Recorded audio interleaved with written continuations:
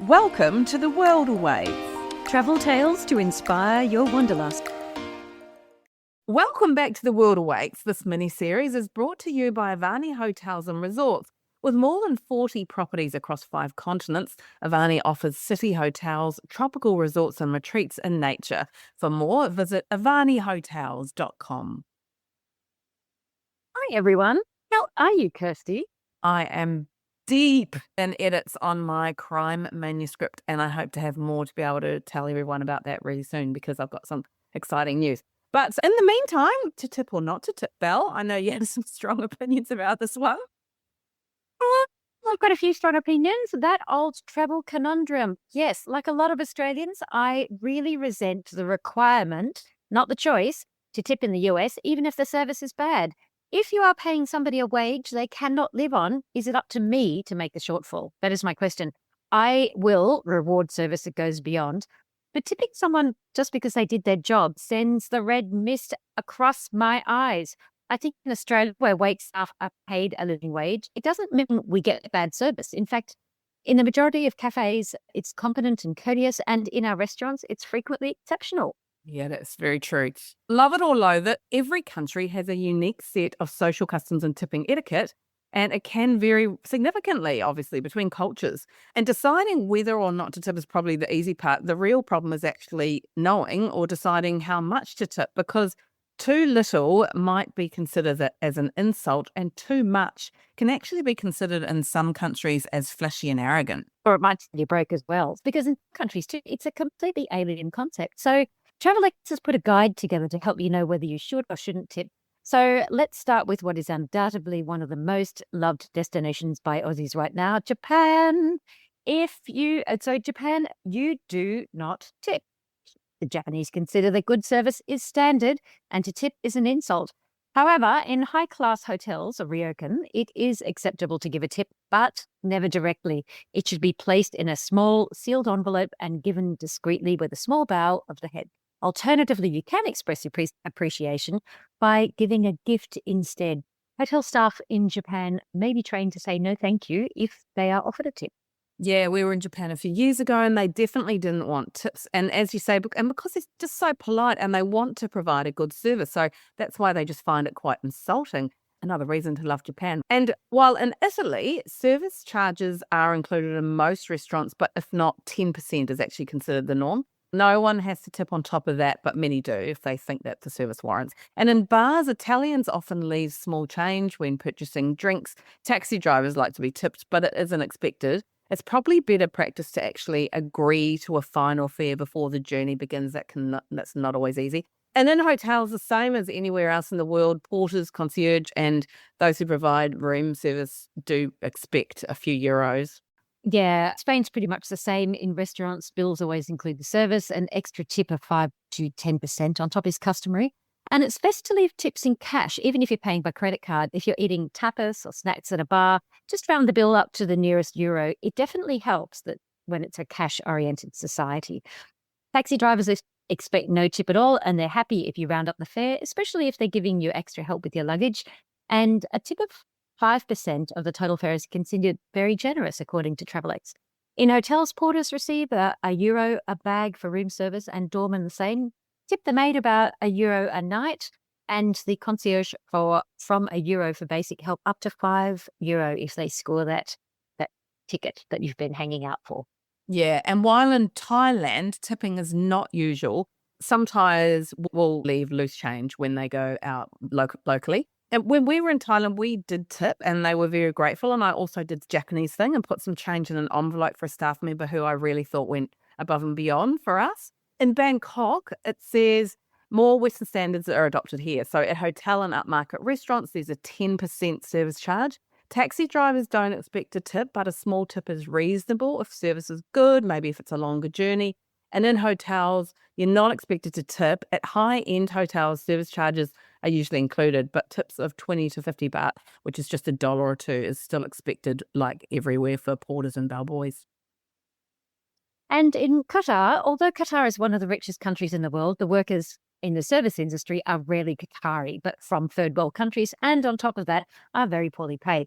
So they rarely see the benefits of the usual 10% service charges in places like hotels and restaurants. So a tip for good service is an act of generosity. Even small amounts can make a huge difference. But tips are not expected. If they happen to improve the service, 10 to 15% in a restaurant is a nice gesture. So you can tip doorman, porters, so the staff at mosques. A lot of those are volunteers as well. Petrol stations, because they pump the gas for you, which I love, and a little more for hotel housekeepers. The most important thing here is to be discreet and respectful when you tip. And I'll give you a tip for this one, Kirsty. Often what you can do is you can fold up the note, because even the smallest currencies are in note, and you put them in the palm of your hand. And when you shake that person's hand, that's how you transfer the money. From years of living and tipping in the Middle East, that is often how it's done. So you're not doing a big flashy throw the money thing. You just pop it in your hand, shake hands, transfer the money that way. And that is the way that it's done amongst locals. Because locals, the thing is, locals tip as well as foreigners too. It is a tipping society. Yeah, and that's what a lot of this TravelX report's showing, to explaining what the locals are doing too, which makes it easy for travellers to follow in suit.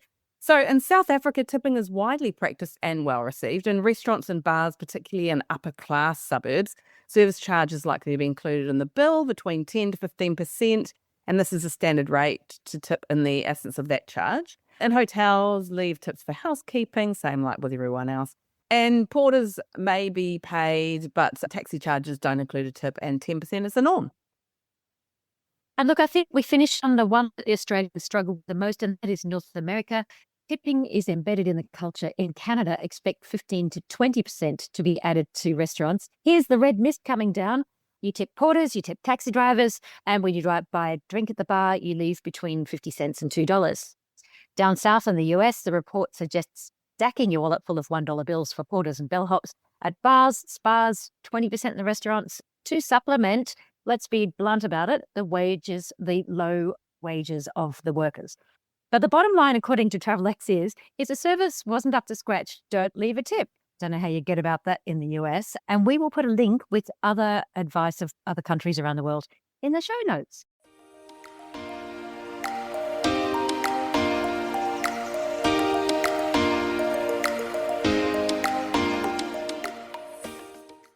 This week, I'm interviewing freediving champion, ocean conservationist, and founder and director of I Am Water, Hanli Prinsloo, about her remarkable journey from living on a horse farm in South Africa, where the closest ocean is more than 10 hours away, to becoming a free diving world champion and holding freediving retreats. Welcome to the show, Hanli.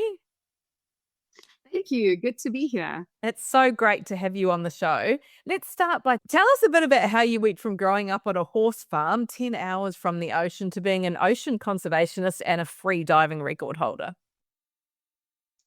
I know it doesn't really sound like the most direct route, does it, Kirsty? But I grew up on a horse farm in a wild part of South Africa.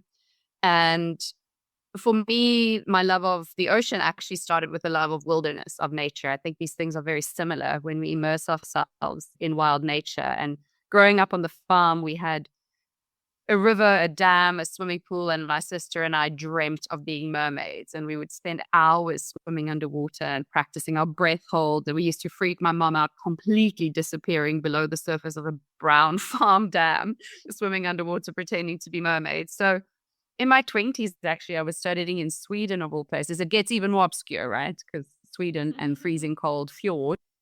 And there I met a freediver who said to me, have you heard about freediving? And initially I thought it was a translation error. I was like, freediving, nothing's free. What is he talking about? And eventually explained to me that it was diving down, holding your breath. And all those childhood memories of holding my breath underwater in the river and the dam just came back to me. And I thought, this is it. That this is what I've been wanting to discover. And I got into freediving in cold fjords in Sweden and started training there. And I think that's one of the reasons I actually became a good competitive freediver, because I learned to freedive under quite adverse conditions. So by the time I was let loose in deep blue water, nothing could stop me.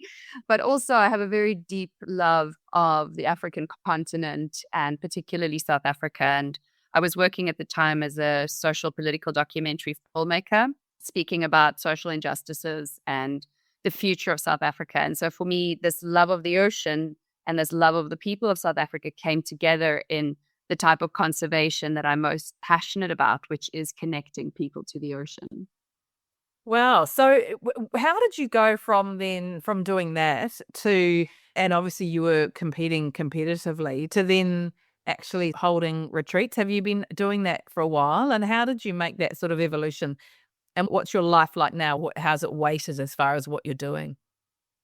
Good question. So I really do feel I often get asked by young people, if I wanted to pursue a career like yours, should I study marine biology? I'm like, you can, but that's as far as it can be from what I did. Should I study tourism? I didn't study that either. It's been a bit of a loopy road to get where we are today. But in 2010, I started a nonprofit, I Am Water Ocean Conservation, that works with taking young children from the townships in South Africa snorkeling and teaching them about the ocean. I really truly believe that the ocean is a place for everyone, even if there are pockets of transgenerational fear and lack of access to the ocean and so on. And the nonprofit really has been my heart's work to see the ocean space open up to all South Africans. As part of the fundraising for that, actually, my then partner, now husband, and I started a travel company, deciding that if we can take paying clients on transformational ocean experiences and funnel the money from these trips back into getting children in the water, then that feels like a very holistic approach to our belief in connecting people to the sea. So we started Ocean Travel around 2016 and started running our own expeditions around the world, teaching people freediving in beautiful places with big animals, with the goal really being lasting behavior change and a love of the ocean, and then the fundraising element for the nonprofit. So we've done that for several years and took a bit of a break during COVID, became a mom, which was the perfect time to have a baby during COVID. All I wanted was to travel less and should not leave my house. So I got wish. So our little girl came in 2020. And since then, we had a second one in 2022. And running our own expeditions became harder. So when you ask about how I split my time, I would say 3 ways: one child, the second child, and then everything else. And so partnerships with beautiful properties, tour operators, other like-minded organizations and entities became a great way for us to keep a focus on our family while the kids are small, but still offer really beautiful curated ocean experiences for guests. So that's where we are right now. We still offer some of our own retreats here in Cape Town, where we bring people to experience the kelp forests and the nature both above and below the water here in Cape Town. And then we partner with properties like Avani, which we're so excited about, to run a freediving and ocean connection retreat in September this year.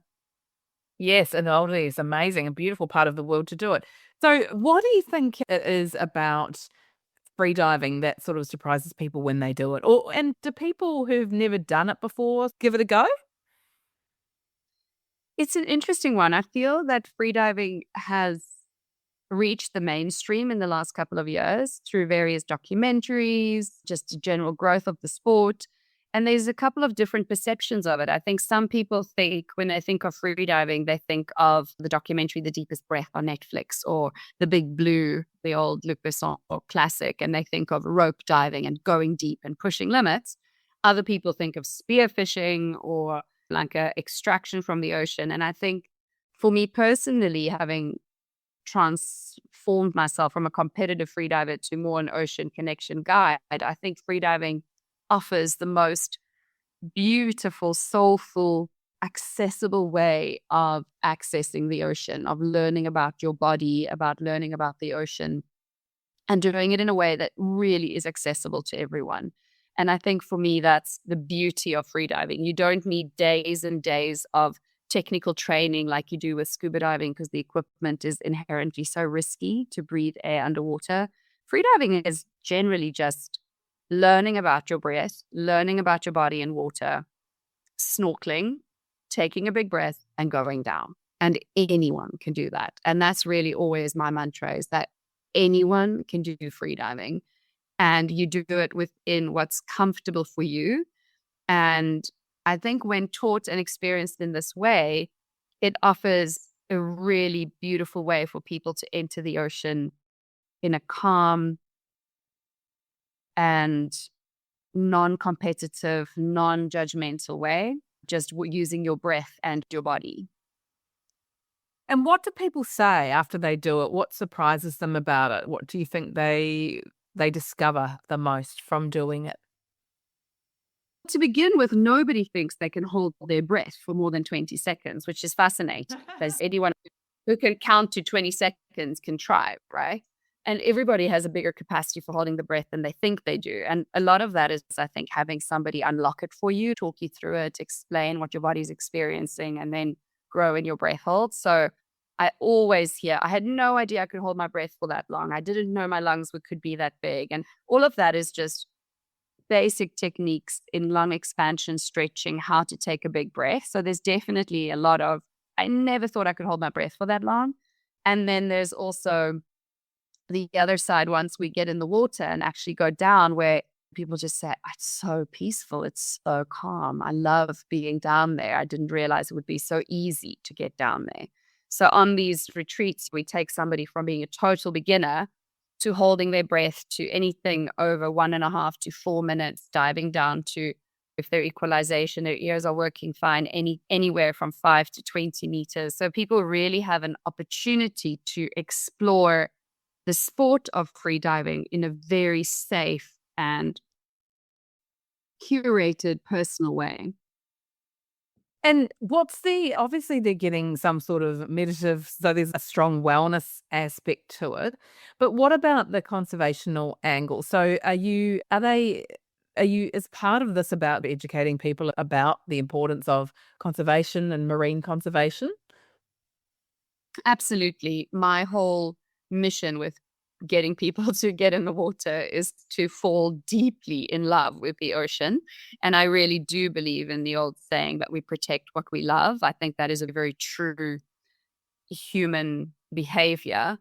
And I think we live in an age of information. We know so much about ocean degradation. We know so much about climate change. We have almost all the facts and statistics we need, and yet our behavior isn't truly changing. And what has been proven is that when we feel something, when we're connected to something, when our heart truly opens, that is when we are compelled to change our behavior. And so offering experiences in an ocean environment where people feel connected to themselves, they feel a sense of wellness, a sense of wholeness, with the mindfulness element and the breath work and the freediving in these beautiful places. When we then start talking about a conservation message around how our daily actions affect the ocean, about how we can support conservation efforts, even just about what the actual challenges are, one's so much more perceptive to it, right? Because you're coming from a place of caring. And we can't change behavior through information and data and statistics if we don't care. So I think for me, that's really the golden thread through everything I do with I'm Water, with the travel company, with also the gear company. My husband and I started with sustainable gear for freediving, is that everything we do, we have choices and we can be more ocean and nature minded, but it has to start with caring. Yeah, absolutely. And what particularly is it about the Maldives that appeals to you as far as holding this sort of retreat there? The Maldives is a wildly interesting and beautiful place. I remember the first time I flew into the Maldives, I literally looked down at those strings of islands and I just started crying. I was so moved by how beautiful it was. I remember describing it in an article I wrote as a string of pearls, these islands just strung out through the blue Indian Ocean. There are several island nations that are beautiful, but the Maldives, I would say, is just so unique in having this variety of islands and atolls. And then what makes it extra special is that one can really have conversations about the future well-being of the ocean and people near the ocean because of what the threats the Maldives faces when it comes to ocean health, but also how one small nation can be so determined and vigilant in taking care of its ocean. There's been such strides made with marine protected areas, with shark conservation areas, with the UNESCO Biosphere site of Hanli Prinsloo Bay, with researchers looking at the well-being of those aggregations of mantas. It's a very special place. And what's wonderful with Avani Fares's position within the Maldives is that it's so close to the bar, that it's in the Bar Atoll and so close to Hanli Bay, where you get these aggregations of manta rays during this time. So for me, offering people the opportunity to see such a ocean-oriented, the Maldives for me is an ocean nation, not a land nation that has an ocean. It's an ocean that has some islands and people, right? So it really is a special place to experience the ocean because it's so central to all life and all well-being. And of course, thrown in the aggregations of hundreds and hundreds of manta rays and whale sharks and the marine life on the protected reefs. It's a very special place. Yeah. And travelers, obviously, by doing this can, like you said, it changes their perspective on it, but it's often not the first thing they're thinking of when they're going there. What do you hope and what do you think travelers can do to be more concerned about the marine conservation and marine life? I think ocean conservation is such an interesting one because the ocean covers 70% of our planet and both gives us the oxygen we breathe, much of the protein we eat, as well as the well-being element, which is why most people would be traveling to a place like the Maldives for relaxation, exploration, holiday. It's for me very much thinking of ocean conservation and ocean conservation choices is very much thinking of lifestyle and lifestyle choices, which is often the ones that are harder to shift but have the greatest impact. So everything from what we consume on our plate, what we consume that we wear, how we travel, how we take responsibility for our carbon footprint in different ways, to the simple things like how we react around single-use plastics. Most islands in the Maldives don't allow single-use plastics anymore. There's a lot of banning of plastic bags in the Maldives as a whole. But still, there's a huge issue with plastic pollution. So making sure, for example, when we're traveling to places like that, we don't think, oh, let me take this half-empty shampoo bottle and I'll leave it behind when I go, because there's very little way of protecting that waste item when we're there. It's from those small choices to the big ones. How can I support conservation efforts? How can I learn more about the ocean in this place? So it's really a holistic lifestyle view of how one wants to live as a more conscious traveler, conscious consumer, and trying to tread a little lighter. Was there a turning point for you when you were doing the free diving? Was there a point when you were all of a sudden, wow, I have to protect this? Was there something specifically? Was there a moment? I think through the years, there's been many, but a standout one for me was when I was still deep in my competitive years and teaching freediving to pay my way. I worked as a documentary filmmaker in my 20s, and that was the social political interests. I've always had a heart for people, but shifting from the fascination with my own body in competitive freediving to conservation, one standout moment was in Mozambique on the east coast of Africa, teaching a freediving course. And on the way out, we were looking for deep water where I would drop the buoy and the rope so that we can do our deep training. And on the way out, a large part of dolphins surrounded the boat. And I remember saying to the skipper, can I get in? I'd never swum with dolphins before. And I said, can I get in? And he said, oh, no, they're spinner dolphins. They're not really interested. Let's just keep going. And I just had this urge. I was like, please, can you stop the boat? I really want. And he was like, whatever. And I put on my monofin, which is like a dolphin or mermaid tail. And at that point, luckily, I was very fit as a competitive freediver. And I just went off the side of the boat and swam down. And these dolphins surrounded me like a tornado of bodies. And they were so close, and they were clicking and scanning and talking to each other and looking at me. And I just swam right down to the bottom, which was at about 30 meters. And these dolphins were all around me, circling and clicking. And it was like the swirling of fins and flukes and dolphins and me. And we hit the bottom, and I just hovered there above the sand. And the dolphins were playing with me. And I saw their interactions with each other and those curious, intelligent eyes just making such contact. And I remember swimming up with them all around me and thinking to myself, I would die for this to remain, for them to be safe. It was such a strong sense of, that what I was talking about earlier, when your heart just feels cracked open and you feel this, I would do anything to keep this safe. it was a real visceral experience. And I came up from that dive already starting to think of how can I be more impactful in the ocean space. And shortly after I started I Am Water. Wow, that's amazing. I love that. What a beautiful story. That is just remarkable. It's incredible, those life-changing moments. And I can only imagine that when you see other people having that moment when you've taken them, that must be just such a rewarding experience. Absolutely.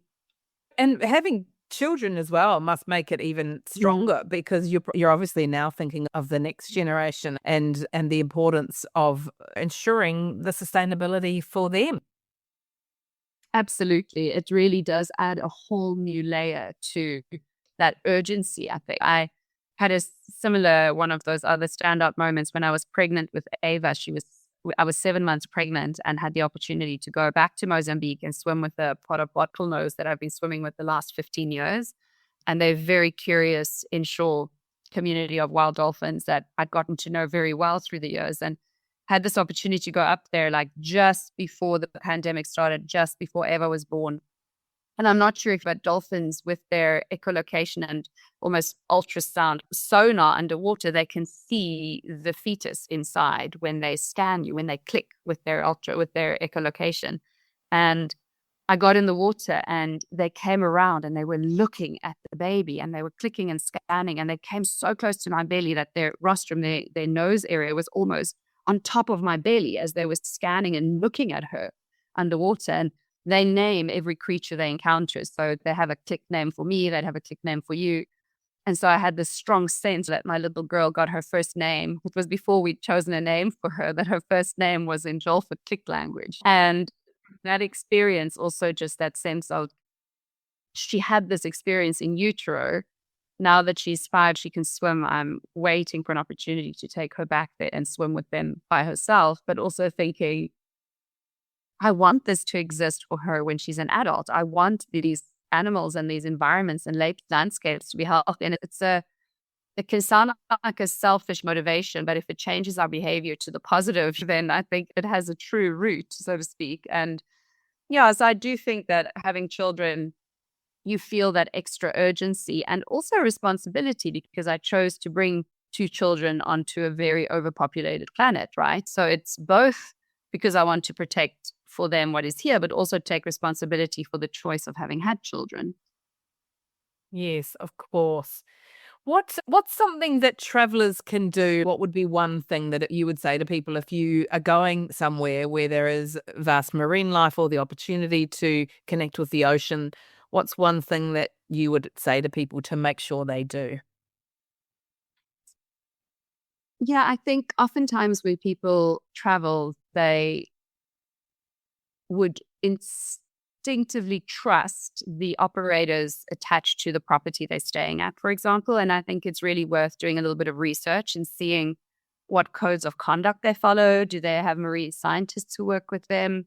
Is there a sustainability creed attached to how people enter the ocean? It's so many places. There's examples even in the Maldives of terrible management of swimming with whale sharks and manta rays. You'll see these videos where there's a poor whale shark swimming along the bottom above the reef, and 3 or 4 boats of tourists would jump in at the same time, and feels like you've got 3 soccer teams of people above this poor whale shark, and the noise and people are diving down to it. There's no code of conduct. There's no restriction on how to engage with the marine life. So I would definitely encourage people to do a little bit of research and see that their ocean experience doesn't have a negative impact, all the way to things like how we enter the ocean. If there's a reef around where one's staying that doesn't step on coral, it sounds so basic, but you would be surprised how often people say, oh, wait, I just need to put on my water shoes so I don't hurt my feet when I step on the coral. And oh my God, no. It's taken that coral 50 years to grow to that size. Rather float out over it or find a safer place to entry. So there's those very simple ones, but then there's the more complex ones, like, for example, thinking of offsetting one's travel carbon footprint, to what one packs to go to a place like this, to whether the property you're staying with has a strong sustainability ethos. So I think there's a lot of things we can do better. It just takes a little bit of effort and care. Yeah, that's such great advice. Fantastic advice. And thank you so much for that. We are unfortunately running out of time, even though I could talk to you about this for hours. So the last question we ask all of our interviewees is, what's the most bizarre thing that's ever happened to you on your travels besides the remarkable experience with those dolphins? Feel like everything is a slew of bizarre moments, but we definitely had this moment where we were in Baja in Mexico, and it's a desert, and we would be diving there and surfing, and suddenly we found out that there had been rain up in the mountains, and we were driving on this desert road, like just imagine cactuses and tarantulas, like desert road. And suddenly we just heard this noise, and there was this flood of water coming down this arroyo. And we were literally close to the beach, and we had to drive so fast to get out of this arroyo area where the water was coming down, to get out of there, and then just watch this river. One car got swept totally onto the beach, and just watching this water coming down to the ocean, and just realizing that, nature and water is the most unpredictable thing. Even when you're in a desert, you never know what you can experience. So that was truly bizarre. It's not really funny, but it certainly does sound bizarre, and it makes for a It was funny afterwards when we were having a margarita. Yeah, that's it. Oh, it's been so great chatting with you, and we will put all the links to your website and to your retreat that you're holding with Avani Plus in the Maldives in the show notes. And thank you for your time today. Thank you so much, Kirsty, and I hope to see you in the Maldives. That was freediving champion, ocean conservationist, and founder and director of Eye and Water, Hanli Prinsloo. If you're enjoying this episode of The World Awaits, you'll be glad to know that you can join Hanli Prinsloo at a freediving retreat this September in the UNESCO Biosphere Reserve of Bar Atoll while staying at the Avani Fares Maldives Resort. Head to avanihotels.com to find out more. For more information about Hanli, go to hanliprinsloo.com.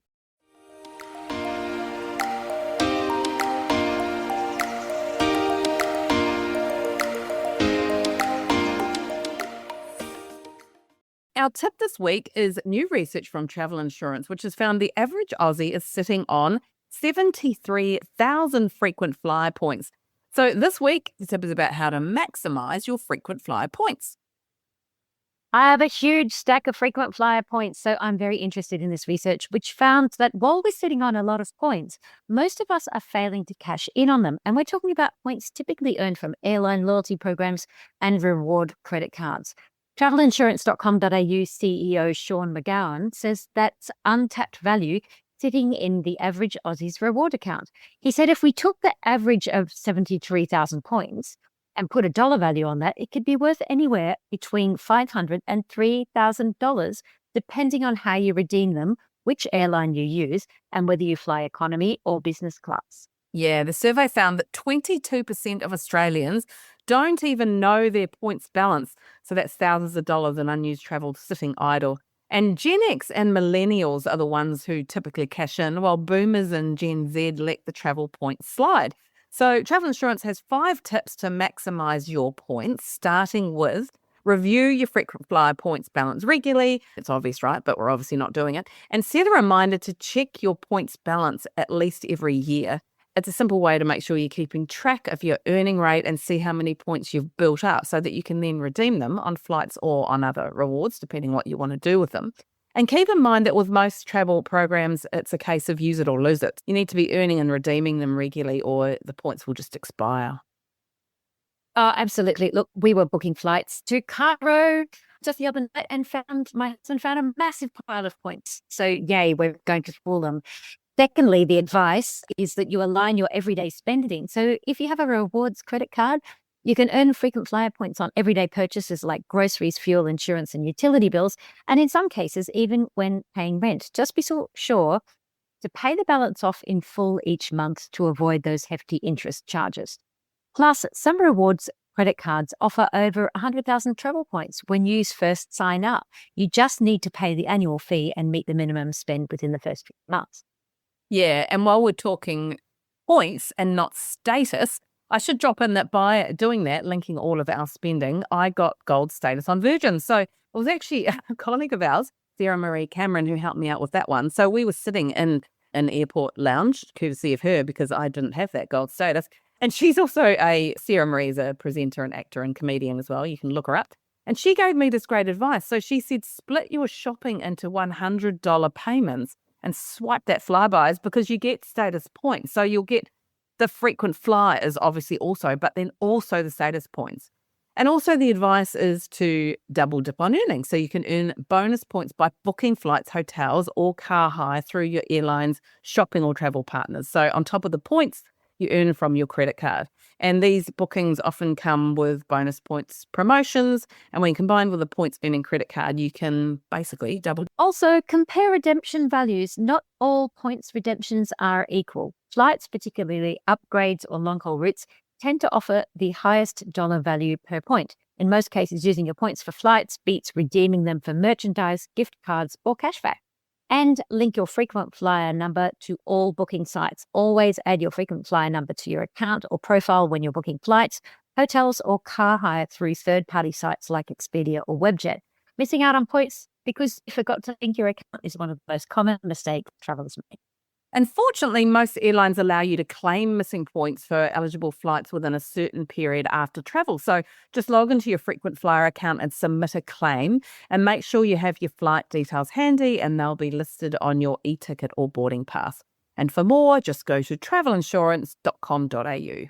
If you'd like to help support our production costs, you can buy us a coffee at coffee.com/theworldawaits. That's ko-fi.com/theworldawaits, so we can continue to bring you inspirational travel interviews with the world's best.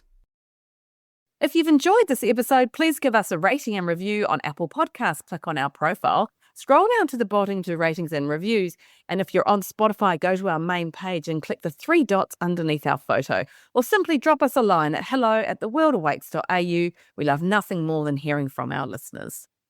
That's a wrap for The World Awaits this week.